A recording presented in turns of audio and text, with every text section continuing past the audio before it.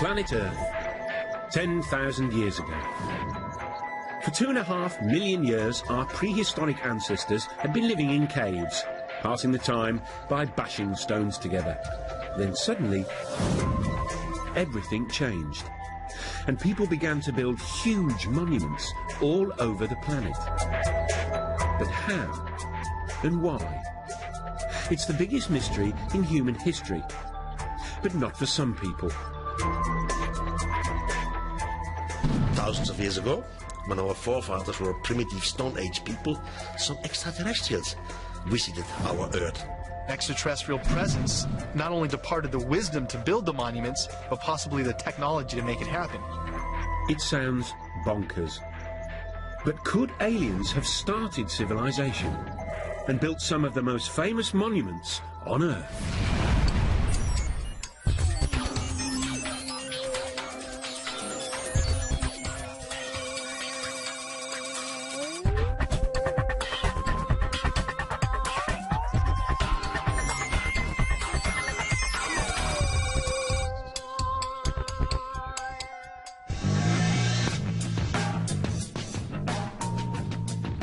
All over the Earth, there are giant stone monuments. Almost everyone knows they were created thousands of years ago by ancient man. But could almost everyone be wrong?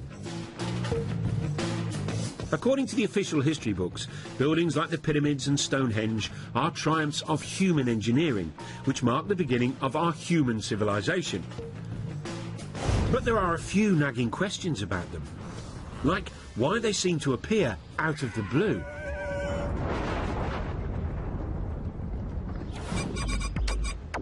It's a mystery which has been troubling lots of people, including UFO gurus such as David Hatcher Childress. Well, one of the great enigmas of the past and of humanity is that people just like us have been around for at least 100,000 years. And then suddenly, a few thousand years ago, we just stepped out of our caves and started building all these giant monuments. One of the mysteries here is not only how did ancient man build all these giant megalithic monuments, but why? Over the years, scientists have struggled to explain it. Some suggested it was to do with agriculture. The birth of agriculture meant we could suddenly feed armies of workers. Others said it was all about the birth of religion. Early civilizations were desperate to placate gods. But now, there's another explanation.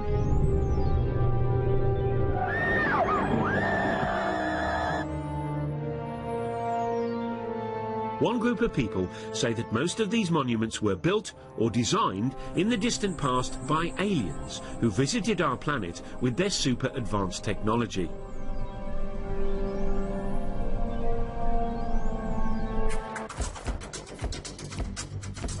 One believer is Jason Martell. He lives in California and runs a dating agency.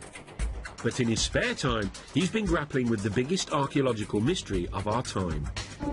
And he says he solved it. Man could have had the ability to physically stack those large blocks in Egypt and build that, 100,000 men. But the knowledge to do it had to come from somewhere else. There had to be some type of intervention, and that's why I look towards the ancient astronaut theory. Ancient astronauts from somewhere else came here and influenced our society. Jason and other believers say this idea would explain some baffling questions about ancient monuments. Take Stonehenge. How did Bronze Age Britons drag these 5-ton stones over 170 miles? And then there's this 1,000-ton block at Baalbek in the Lebanon. It weighs as much as 3 Boeing 747s. How did ancient man shift that? And then there's the biggest controversy of all, the Pyramids of Giza. The biggest one is made from 2.5 million blocks of stone. It was built in just 20 years and is lined up exactly with the North Pole, less than 1/10 of a degree out. According to the experts, the answer is simple. The ancient Egyptians were just terribly clever, worked very fast and very hard. And they created a whole tourist industry in only a few decades. But that doesn't convince the likes of Jason Martell. Many of the ancient sites around the world display a type of brilliance that we don't attribute to ancient man. If ancient man is living in clay huts and using stone tools, they're not going to have the advanced mathematics and geometry to lay out some of the sites that we have today. How did ancient man build things like Stonehenge? How did they get the Giza pyramids to line almost 1/10 off a degree to actual north? So what do the official Egypt experts say? Egyptologists think there's no big mystery. Archaeologists, they say, have dug up lots of evidence near the pyramids. The broad features are fairly clear. We've got the barracks where the workmen lived, we've got the tombs of the architects. Also, for some of the unfinished pyramids, we have got the ramps which were used to drag the blocks into place. So although the minutiae of the construction process isn't known, probably is unknowable, I think the big picture is perfectly clear. The problem for believers in ancient alien astronauts is that we can't ask the aliens themselves. Or can we?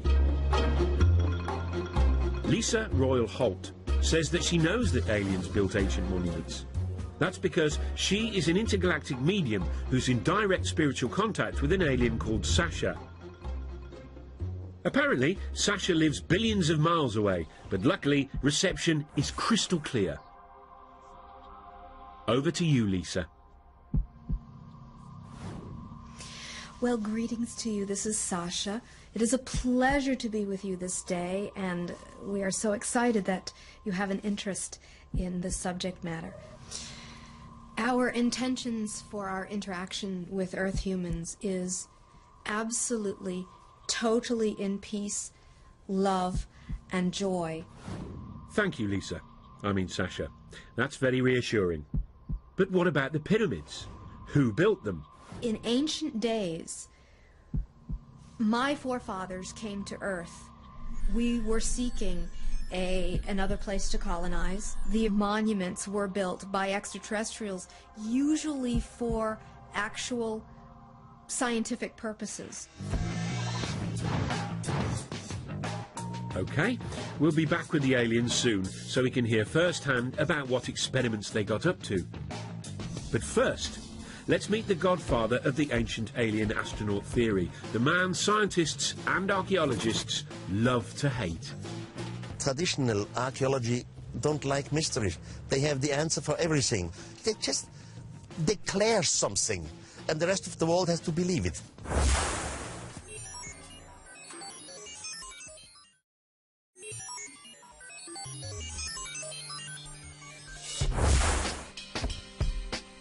In 1968, Erich von Däniken, a Swiss hotel manager, achieved international notoriety when he published a controversial theory which said that alien astronauts had visited Earth in our ancient past. Now, it wasn't the first time it had been suggested extraterrestrial beings had come to Earth in prehistoric times. This, after all, had been a staple of science fiction fantasy for years. But Erich's idea had a rather crucial difference. He said it was true. His book, Chariots of the Gods, sold more than 60 million copies worldwide. And he quickly became an international superstar. Erich seemed to give the world a brand new space-age version of human history. Thousands of years ago, when our forefathers were still Stone Age people, some extraterrestrials arrived. Von Däniken argued that those extraterrestrials helped build ancient monuments. His career as a solver of ancient mysteries began, he says, in the 1960s. While other people were taking drugs and generally rebelling, Erich was pondering ancient buildings, and one in particular, the Great Pyramid of Egypt. Built as a tomb for the pharaoh Cheops, it's made of 2.5 million stone blocks. Some of the biggest weigh up to 80 tons and were transported from quarries hundreds and hundreds of miles away. And that was 1,000 years before the invention of the wheel. To Erich von Däniken, that posed a huge question.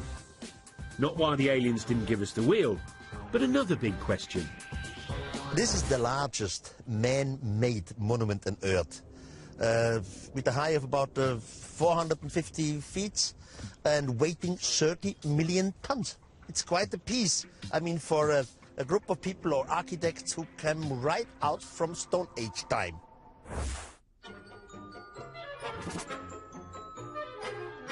Von Daniken's theories make academic Egyptologists ever so slightly irritated.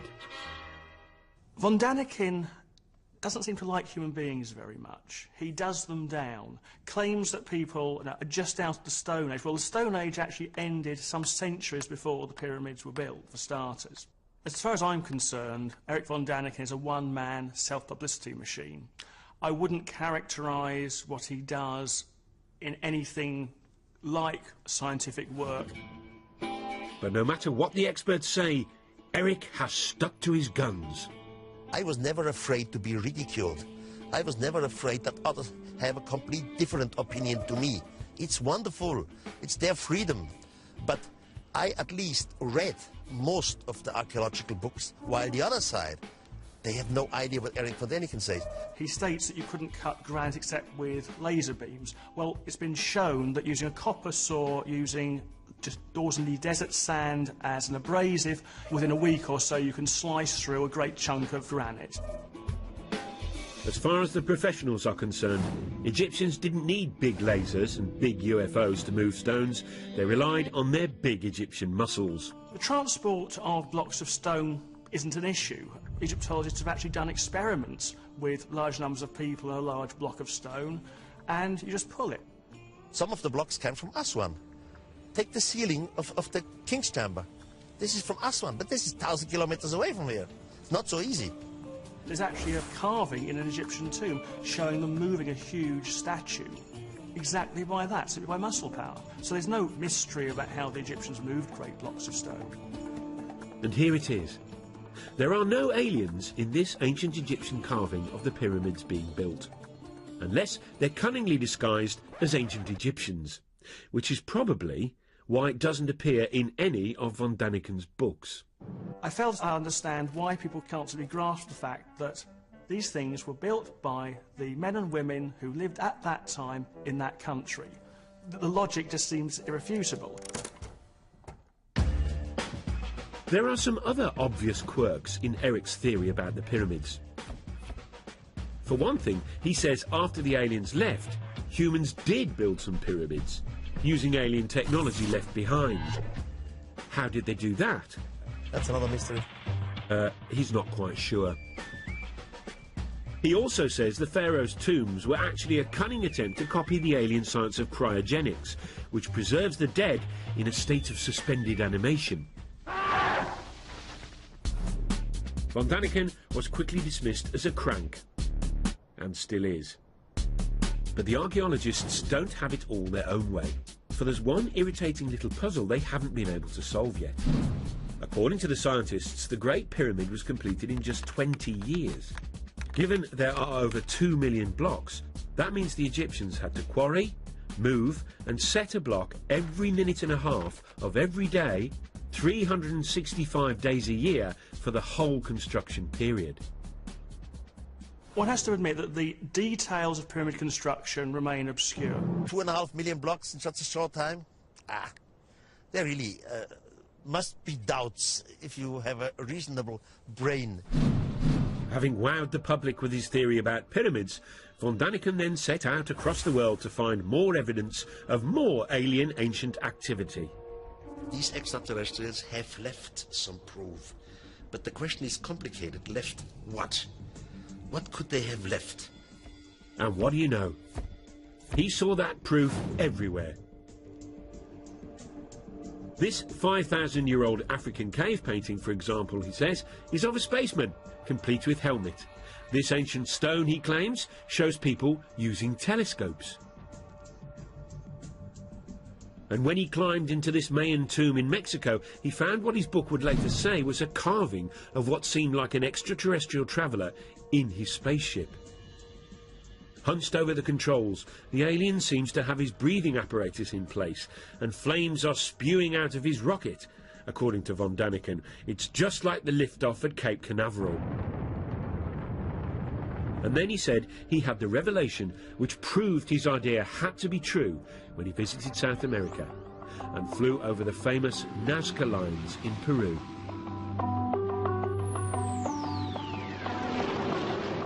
These ancient patterns, drawn into the desert, stretch for miles. Some are weird shapes. But mysteriously, those weird shapes can only really be seen from the sky. I had my first flight over Nazca, and it was very, very impressive because you can see it only from the air. Then you fly higher, then you see something who looks like airstrips. You think, this is fascinating, this is incredible, this is not normal for the natives. And then the question comes, why have they done it, and why exactly here? Archaeologists say these lines are irrigation channels or religious symbols, but von Daniken says he has a much more convincing explanation involving, yes, you guessed it, aliens. We had a mother spaceship around the Earth. From the mother spaceship, smaller vehicle came down, and they were looking for some kind of mineral and whatever. And they make their discoveries and disappeared again. The first lines, he said, were left by accident by the aliens who left marks when they landed and took off in their UFOs. The natives came and see the line of landing because sand and little stones are blown away. And now the natives start to make lines like they have seen created by some mysterious god. Eric believes that the Nazca were so impressed by the visiting aliens, they thought they were gods and set out to copy the lines themselves. He says it was an effect similar to that modern Westerners had on Stone Age tribes in the 20th century. New Guinea tribespeople thought the first Westerners they saw were gods who had come down from the heavens in silver birds. They worshipped them long after they'd gone and even built model planes and airfields hoping to lure the silver birds back. But it didn't work for the poor old Peruvians, though. The aliens never returned. And instead, they got the Spanish. Eric is now convinced that all over the world, ancient man had mistaken aliens for gods. This realization has had a dramatic effect on him. He was a devout Catholic, but isn't anymore. How did it change my life? First of all, it changed my religion. Now I'm praying to some thing which I cannot understand, which I know it exists. As soon as you start to understand it in a cosmical way, it changes your point of view concerning religion and concerning having right. I cannot live anymore with cults and psychology. Eric von Daniken has a brand new explanation for the whole of human development. Creatures from outer space, he says, not only built and designed most ancient monuments, they inspired all the great religions too. This is heady stuff, but there are two small problems. Not a single expert agrees, and none of his evidence stacks up. Take the so-called alien astronaut in his rocket ship from the Mayan tomb. What von Daniken says are controls and flames are in fact well-known Mayan symbols, like this. It's not part of a rocket, but the face of the Mayan earth god. And these South American stones with supposedly ancient carvings of primitive people gazing at the stars through telescopes, they were exposed by a BBC documentary as fakes, all made by this clever farmer. Ah, but that hasn't stopped Eric's runaway success. His 29 books have sold 63 million copies and been translated into 32 languages. Brian Appleyard is a leading British author who's written on the public's fascination with UFOs. He thinks von Daniken's success is down to people's growing distrust of experts, which leads to a taste for conspiracy theories. Now, people by the 60s and 70s, and because of the Cold War, people were paranoid, convinced that governments were lying to them, convinced that something was concealed, and convinced that the world was not as we were told it was. So people were ripe for a story. They were ready to hear a story about extraordinary things. The von Daniken phenomenon seems unstoppable. He makes so much money from his books, he recently opened his very own theme park, which celebrates his unorthodox beliefs. Complete with reconstructions of some of the ancient monuments. You see great things like the desert of Nazca in Peru, like Stonehenge. It's a laser show, by the way. In a breathtaking laser show, the visitor experiences the spectacular sight of Stonehenge. There's even a guided tour which aims to answer all those big questions you've been dying to have answered. Did the mythical continent of Mu ever exist? What is the secret of the underwater structures off the Japanese island of Yonaguni?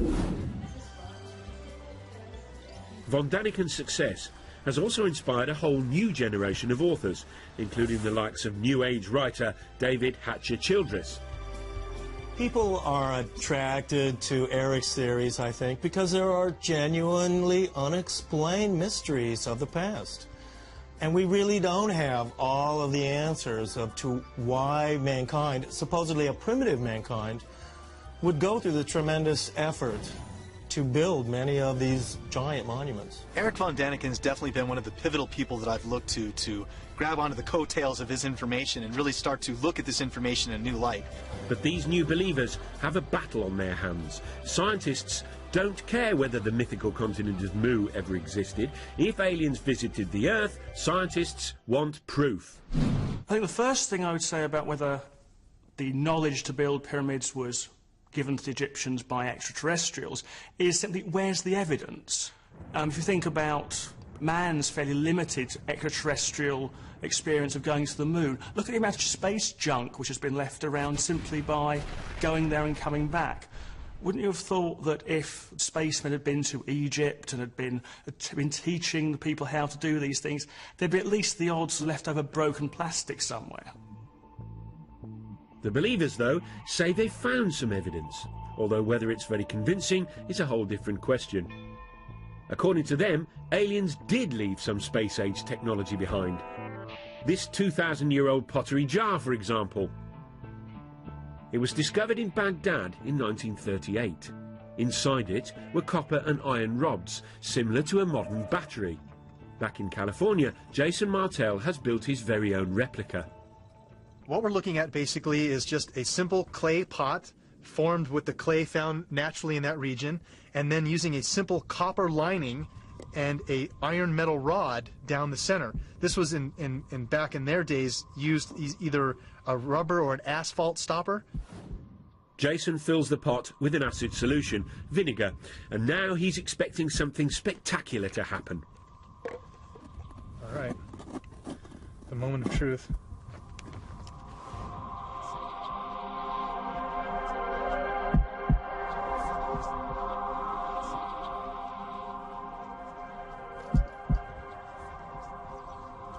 Getting some little numbers here. See that spike? It's going off the chart here now. Look, there we go.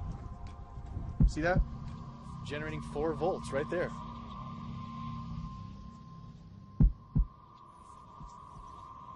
What we attribute to ancient man, they deserve a lot more credit than we're giving them. Because obviously we can test the devices with our understandings of technology and get a reading. Here we are, 4 volts right there from the battery.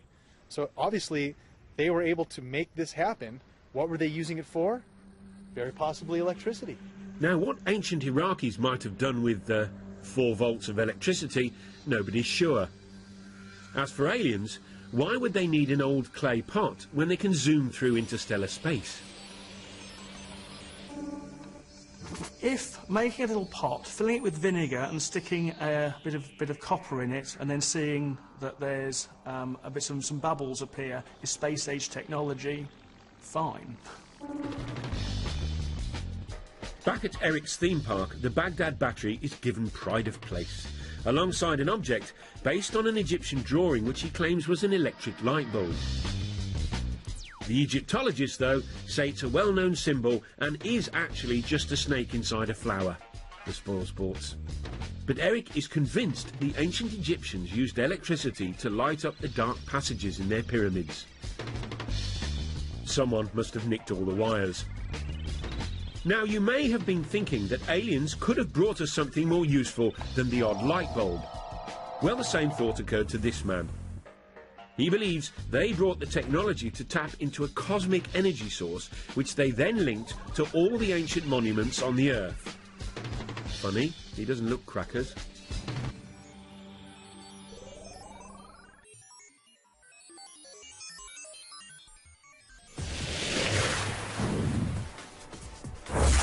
One of the things that makes human beings sort of special is that we live in big, sophisticated societies full of big, complex buildings. It's called civilization.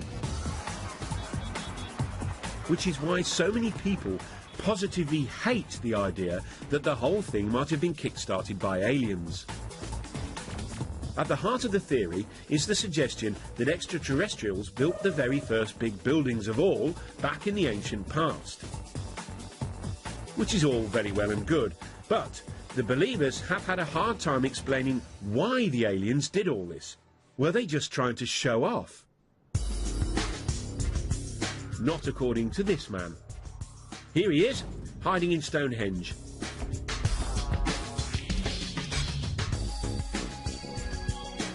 Now, according to the scientists, Stonehenge was built in 3000 BC.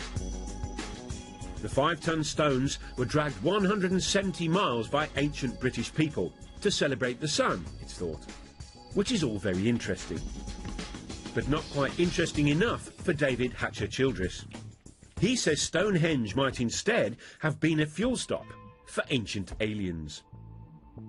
He came up with his interesting theory after he discovered what he says are mysterious energy lines. He believes the Earth is covered with these invisible lines in a strange network.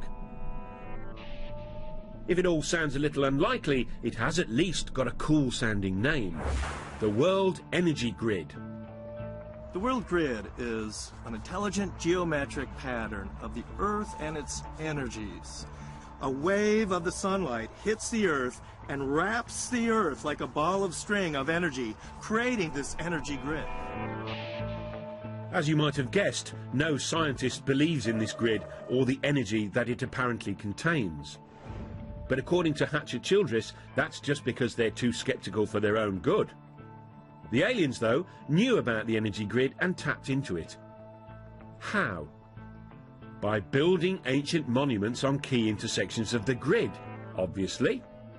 By placing megalithic monuments along this grid, UFOs can then take energy off of this energy grid, and by going to certain power points like Stonehenge, the craft can hover over these energy spots and draw energy from those spots to help replenish the craft. Now, why these giant fuel stops are all built out of big lumps of stone, Childress doesn't say. But maybe we could tap into this energy nowadays. Of course we can't. Over to you, David, to explain exactly why not. I know many people must have difficulty in imagining this energy grid around the planet, but it's a lot like this racetrack. Here on this racetrack we have a geometric formation. It's all interconnected. We have the cars running along this energy grid. But if any part of this racetrack is disconnected or broken, the cars won't have the energy anymore and they won't be able to run along the track. So unfortunately, because the ancient monuments like Stonehenge are nothing more than ruins, the world energy grid has broken down. So no free energy for us. But apparently the aliens didn't just use the ancient monuments for energy. Oh no. Many of the megalithic monuments, including pyramids, Stonehenge, are actually antennas that can be used by UFOs. So there you go. Stonehenge wasn't just a place where druids hung out. It may have been used by ancient aliens to phone home. Or maybe not. Oh sure, they're from another planet. But talking of phoning home, where might these ancient aliens have actually come from? There is one man who should know. He's Seth Shostak.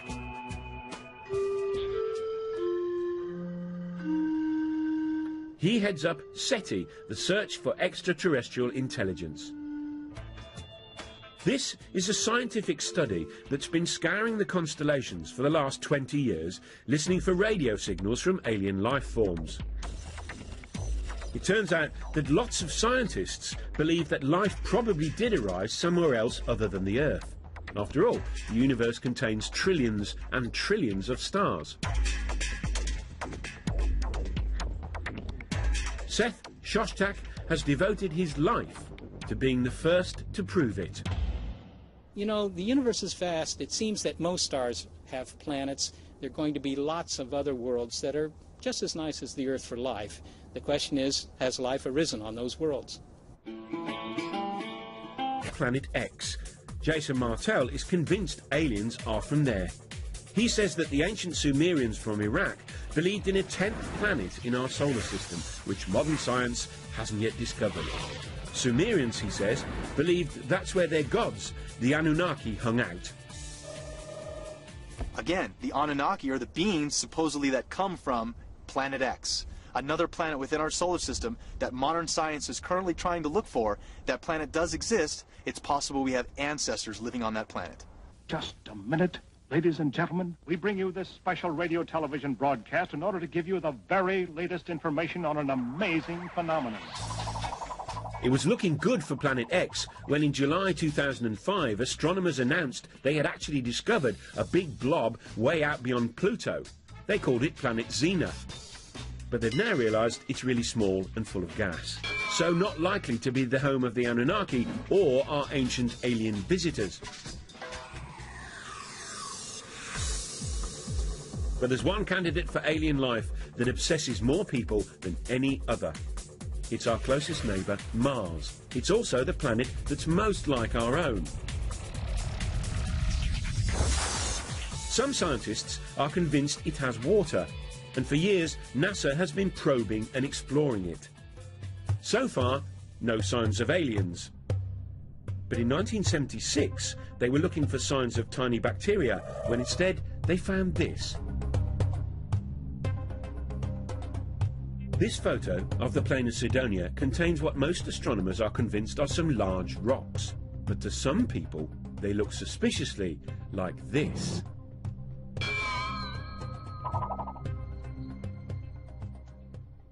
Here's one guy who thinks that's exactly what they are.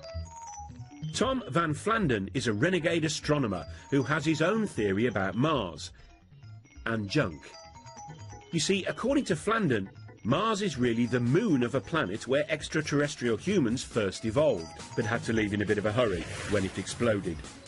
Left behind was all sorts of junk, including pyramids.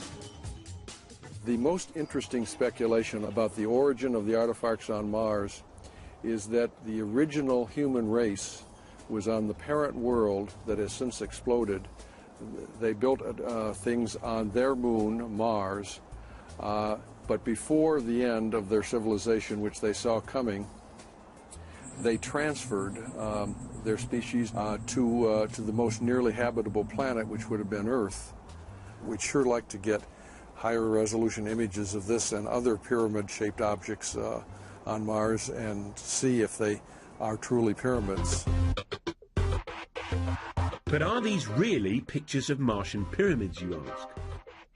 Tobias Owen was a NASA scientist on the mission that took the photographs. He's what you might call unconvinced. My job there was to examine pictures as they were coming in of the surface of Mars in regions that we thought would be safe for the spacecraft to land. There was a small group of people who felt that this was an example of an alien construction, that there was life on Mars, or there had been life on Mars. NASA promptly issued a denial, which for believers was obviously proof of a monumental cover-up. You know, the interesting thing about NASA's track record, NASA, National Aeronautics Space Association, could also stand for Never a Straight Answer.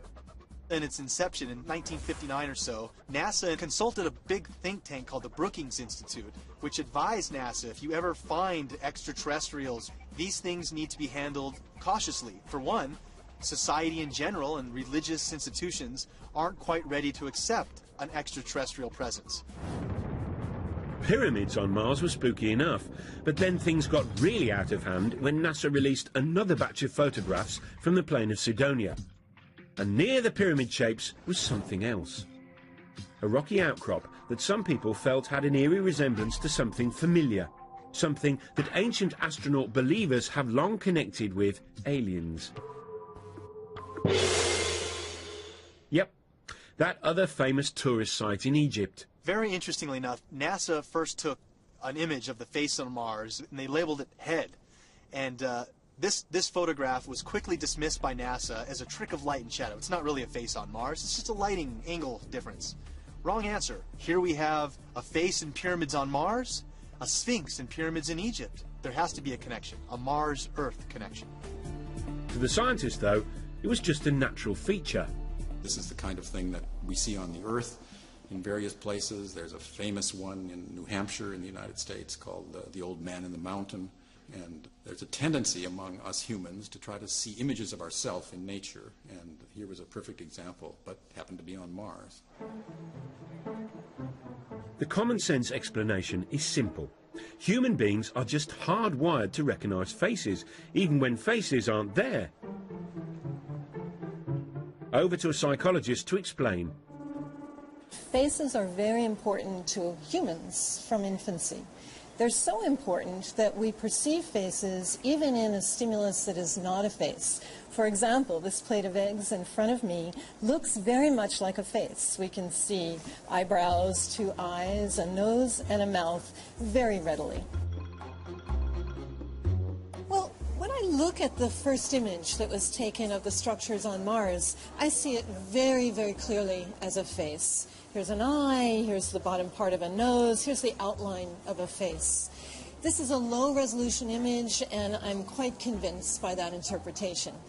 However, when I look at the more recent image, which is a much more high-resolution image, I'm very hard-pressed to see that as a face. Now, could I see it as a face? I could. I could go and look for the same features that I saw in the first image and try to pick them out here. But in the high-resolution image, where it is not very ambiguous, it is much harder to perceive this as a face. We now have exquisite images of the surface of Mars that are being taken as we speak, in fact, by the Mars Express spacecraft. And we see extraordinary detail on the surface of that planet, but we see no evidence of anything artificial. So Mars may not have a sphinx, and it probably doesn't have any pyramids. And so far, it hasn't got any signs of life at all. So where do the ancient aliens come from? It's time to consult someone who should really know. An alien herself. Lisa Royal Holt, a cosmic medium, claims she can communicate with aliens. Apparently, she hooks up to the extraterrestrials by putting herself into a self-hypnotic trance. She says she's been doing it for years. It wasn't until I was in college when I was studying hypnosis, and I learned to put myself in an altered state. And when I did that, I started to realize that I was very intuitive, and that sometimes I would receive messages. I'm able to actually hear or sense the communications and then verbally communicate them. Right now, her favourite phone buddy is a female alien called Sasha, who takes over Lisa's brain and communicates through Lisa's voice. We are about to do a channeling session. I will go into a meditative state. You are going to hear from Sasha, who says she's from the Pleiades. You mean the Pleiades, a cluster of stars in the constellation of Taurus, otherwise known as the Bull.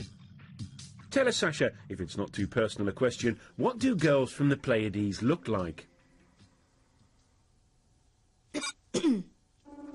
In my world, I actually do have what you would know to be a physical body, though it exists in a slightly different dimension.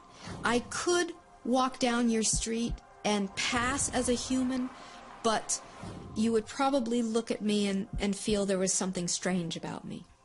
Sasha says her people were intergalactic empire builders who roamed the universe thousands of years ago, taking over other planets and building vast monuments as they did.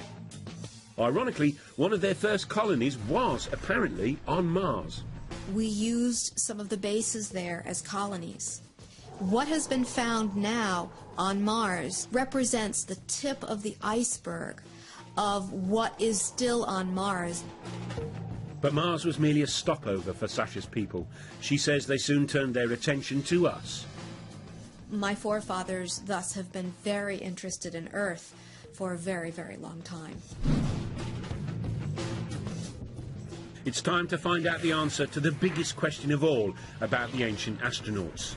Why did they come here? According to Sasha, they may have been up to more than building monuments and starting civilization. Could they have created the human race?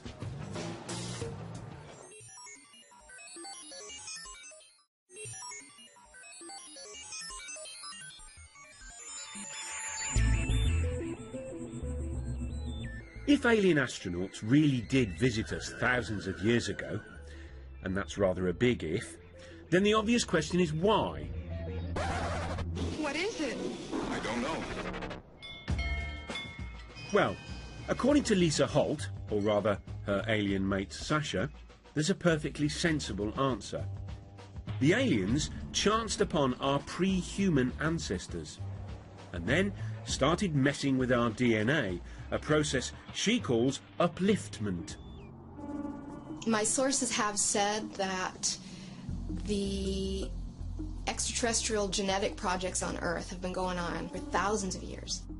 If your pre-humans were not uplifted by extraterrestrial genetics, your evolution as human beings would not have progressed as far as it has. You would still be in the evolutionary phase if it was not for the little bit of upliftment that was done.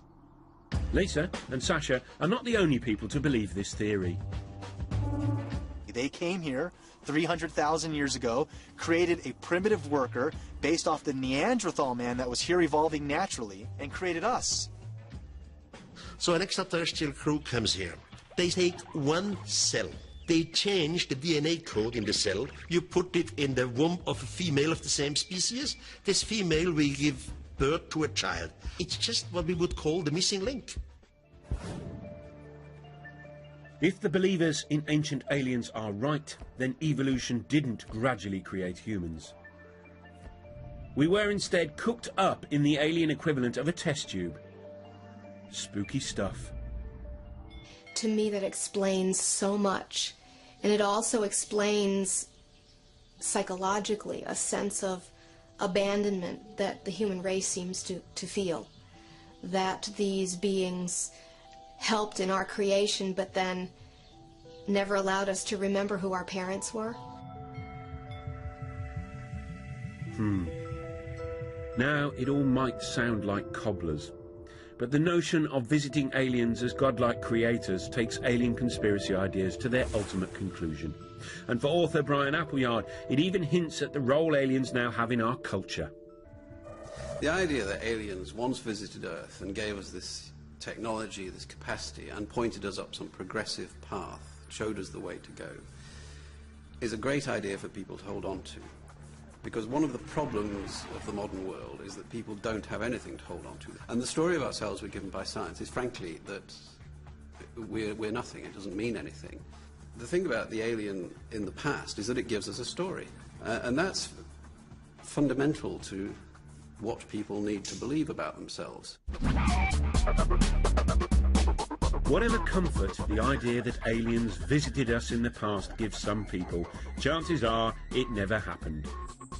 But hey, if it did, then maybe, just maybe, the greatest monument they left behind wasn't a giant feat of engineering, like the pyramids, but a brilliant little piece of genetic engineering called us.